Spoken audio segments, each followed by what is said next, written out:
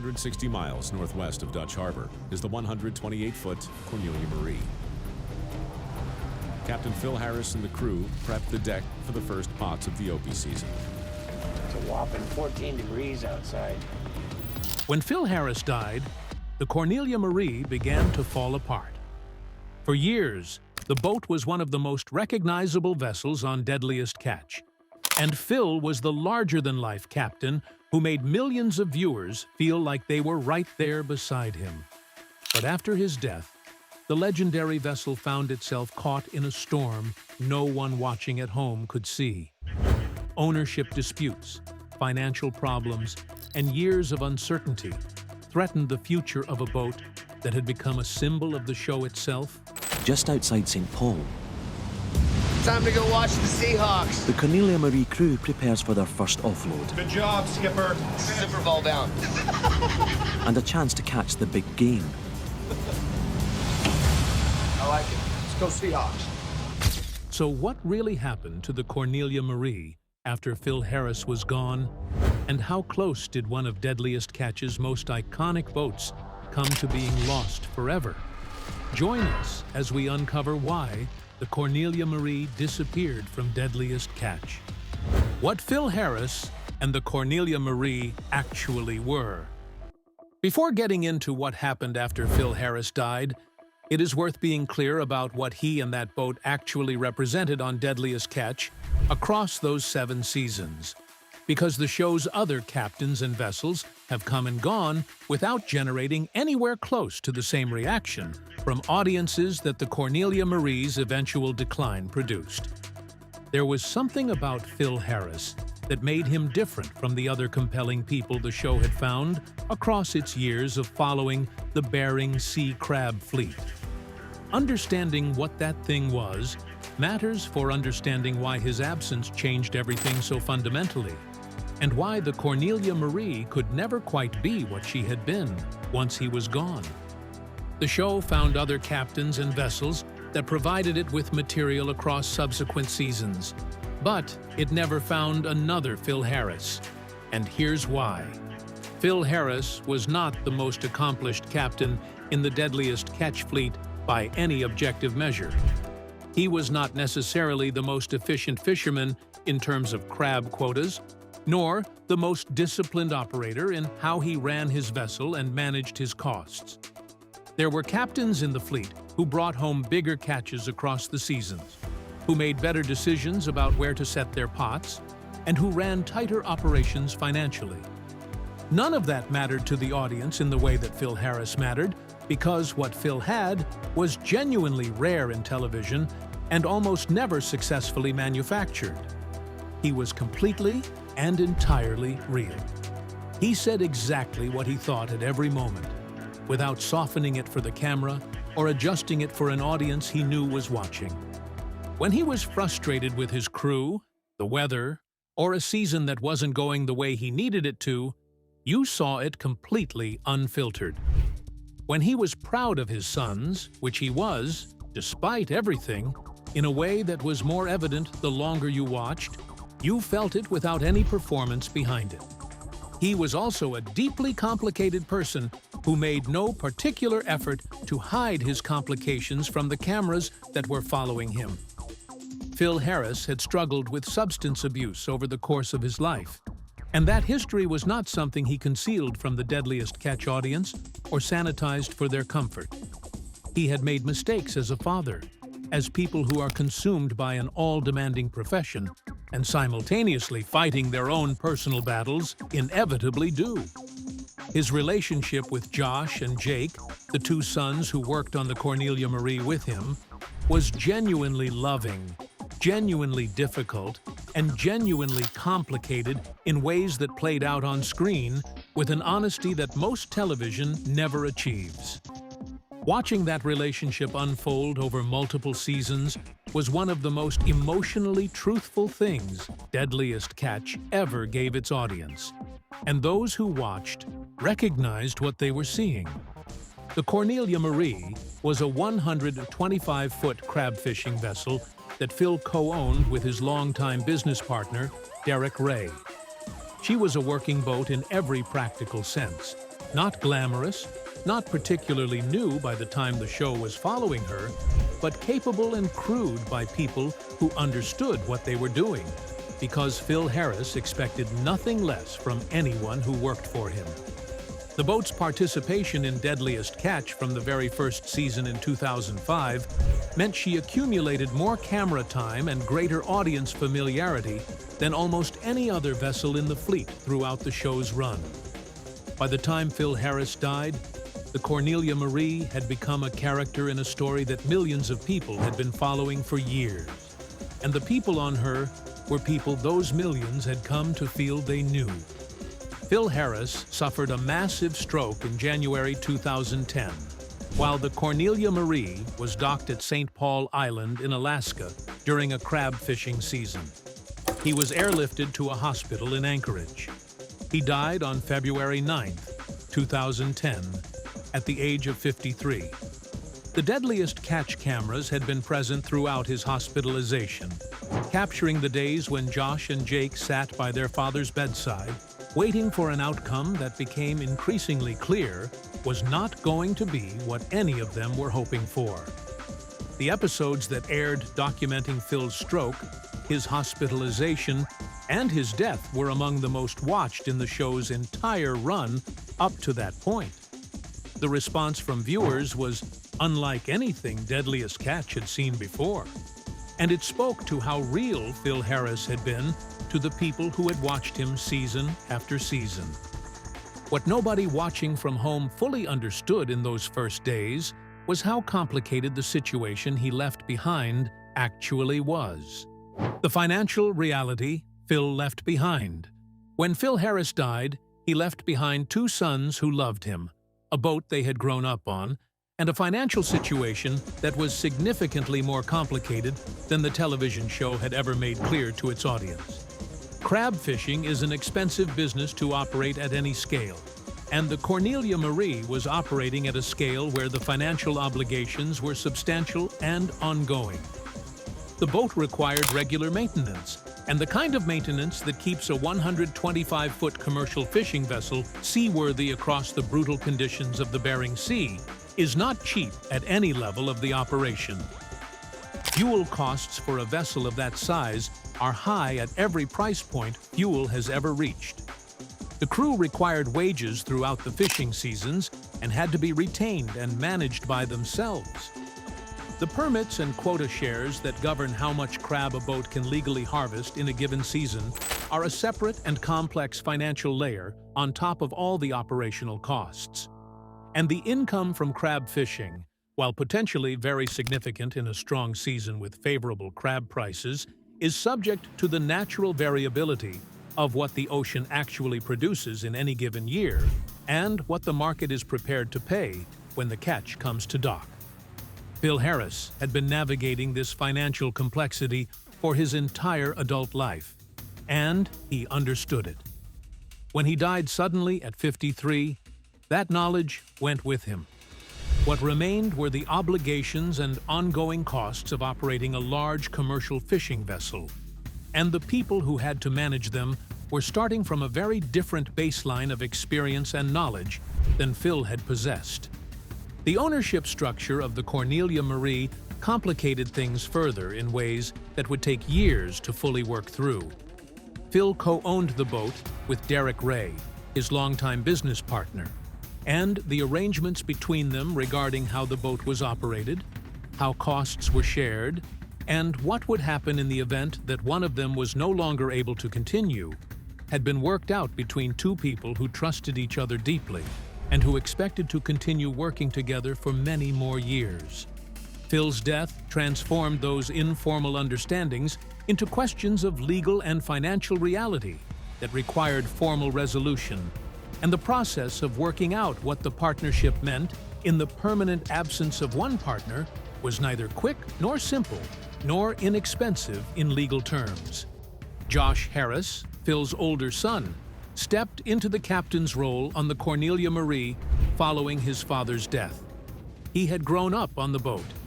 He had a background in crabbing in the most literal way possible. His father had brought him onto the water as a child and continued to include him throughout his life. He knew boats, and he knew fishing from the inside. But captaining a vessel, carrying full responsibility for where to fish, when to move, how to manage the crew, and how to navigate the financial reality of the operation is a different kind of responsibility from being a crew member, even a very experienced and capable one. And captaining the specific boat that his father had captained, with crew members who had known Phil for years, and with millions of viewers who had watched his father run that wheelhouse for 5 seasons, added a lot of pressure that had nothing to do with the technical demands of commercial fishing and everything to do with following someone irreplaceable.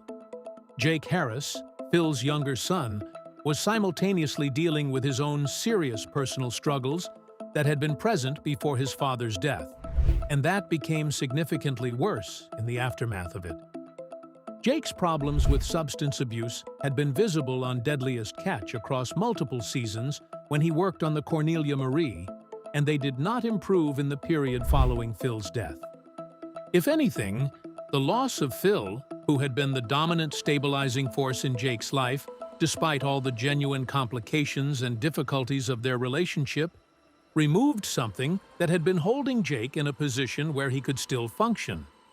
He was not in a position to be a reliable presence on the boat as a working commercial fishing vessel required, and his struggle became one of the painful, ongoing threads of the Cornelia Marie's story across the seasons that followed. The combination of financial pressure, unresolved ownership questions, and the enormous personal weight of everything Josh was now carrying created a situation that would have tested any family business. And this one was being tested in front of a national television audience that had strong feelings about everyone involved. The seasons of struggle that aired on camera. Deadliest Catch continued following the Cornelia Marie in the seasons after Phil Harris died. The show was committed to documenting what happened to the boat and to Josh and Jake, partly out of the genuine care that had developed between the production and the Harris family across years of working together, and partly because the audience had invested so deeply in Phil Harris and his sons that walking away from their story in the immediate aftermath of his death would have felt like an abandonment. What the cameras captured across those seasons was not a smooth or triumphant transition from one generation of leadership to the next. It was a family and a business working through genuine difficulty in real time, without the advantage of knowing how things would eventually turn out. Josh's captaincy in the seasons following his father's death was defined by the challenges of someone who is professionally capable, yet also carrying a weight that goes far beyond the technical demands of his job. He made decisions. He managed his crew. He took the Cornelia Marie out into conditions that would terrify most people who had never been on a commercial fishing vessel in the Bering Sea. He did the work that needed to be done, but he was also processing grief in real time, managing a financial situation that was considerably more strained than the show's narration fully explored, handling the deteriorating situation with his brother, and trying to establish his own authority and his own identity as a captain on a boat where everyone who worked alongside him carried their own memories of how things had been done before. That particular combination of pressures does not have a simple resolution, and it did not resolve simply. Jake Harris appeared in some of the post-Phil seasons of the Cornelia Marie's Deadliest Catch story, and his appearances were among the most difficult things the show produced in those years. The substance abuse issues that had been visible during Phil's lifetime were more pronounced and more obviously serious when Phil's stabilizing influence was no longer present. There were episodes where the state Jake was in was a visible concern, not just to viewers watching from home, but to his brother and to crewmates who were with him on the boat. There were moments that made it onto screen without any editorial softening that were genuinely hard to watch, because what was being documented was a real person in real trouble, rather than a television narrative with a manageable arc. The fishing results across these seasons were inconsistent. reflecting the broader instability of the Cornelia Marie's situation in ways anyone paying close attention could recognize. Successful commercial crabbing requires sustained concentration from the captain, sound decision-making under pressure, and a crew that functions well together as a unit. All of those requirements were harder to meet consistently when the vessel was operating under the weight of everything the Cornelia Marie was carrying. And then the Cornelia Marie's appearances on Deadliest Catch became less frequent, and eventually they essentially stopped without any formal announcement. Why the Cornelia Marie disappeared from the show. The Cornelia Marie's disappearance from Deadliest Catch was not announced with any drama or formal explanation given to the audience that had been following her story for years. The boat simply appeared less often across the seasons that followed the most difficult post-fill years, and then the show moved its focus to other vessels. Several things contributed to this disappearance, and they include some of what happened during this period in the Cornelia Marie's story that exists in the space between what the cameras showed and what was actually happening in the background. And filling that space accurately requires careful attention to what has been said publicly and a clear-eyed willingness to acknowledge what remains genuinely unclear. The financial situation of operating the Cornelia Marie was a significant practical factor in everything that followed. Commercial crab fishing in Alaska operates under a quota system that was substantially restructured in the mid-2000s through a federal policy called rationalization, which transformed the industry from an open-access race-for-crab format to a system in which individual vessels owned specific, tradable quota shares that determined how much crab they could legally harvest in a given season. This system created a more ecologically sustainable fishery in important ways, but it also meant that a boat's long-term commercial viability was directly and intimately tied to the quota shares it controlled. And those quota shares had real and substantial financial value that needed to be maintained, protected, and managed carefully. When Phil Harris was alive, the financial calculations about whether the Cornelia Marie was operating sustainably were made by someone who had spent decades developing expertise in exactly those calculations. After his death, those same calculations had to be made under considerably less favorable conditions by people who were still developing their operational expertise. The ownership transition also required time, which would have taken regardless of anything else happening around it. Josh Harris's and the Harris family's interest in the Cornelia Marie was resolved through a legal and financial settlement with Derek Ray, ultimately resulting in Josh becoming the controlling owner of the vessel. But this process was neither fast nor straightforward, and it involved the kinds of discussions and arrangements that are genuinely difficult to conduct while simultaneously trying to fish commercially during crab seasons and maintaining a relationship with a television production that has its own schedule and requirements. Jake Harris's situation also had direct implications for the boat's stability and its ability to sustain a television relationship. His legal troubles, which became increasingly serious in the years following Phil's death, made his continued involvement with the Cornelia Marie operationally impossible at various points.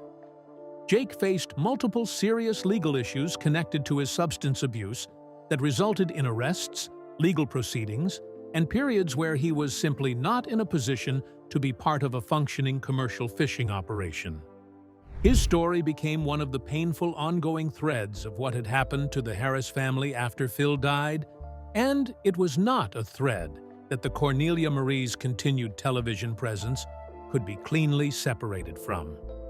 What happened after the boat disappeared from regular rotation, however, showed clearly that the Cornelia Marie's story was not finished.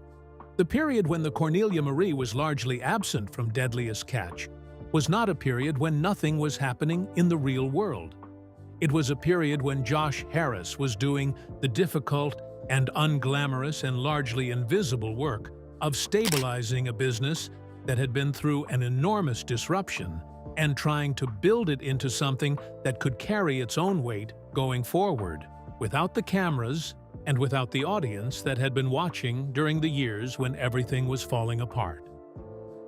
The Cornelia Marie did return to Deadliest Catch in later seasons, appearing in a more limited and less central capacity than she had occupied during the years when Phil Harris was captain. Josh's appearances in those later episodes showed a person who had genuinely developed through the years of difficulty he had navigated without the show following him. He was more settled in the captain's role than he had been in the raw and grief-stricken seasons immediately after his father died. Do you think Deadliest Catch made the right decision stepping back from the Cornelia Marie after Phil Harris died? Or should the show have committed fully to following Josh and Jake's story through all the difficulty that followed? Share your thoughts with us in the comments section. Remember to like, share, and subscribe for more. Also, click the next video showing on your screen. You will enjoy it.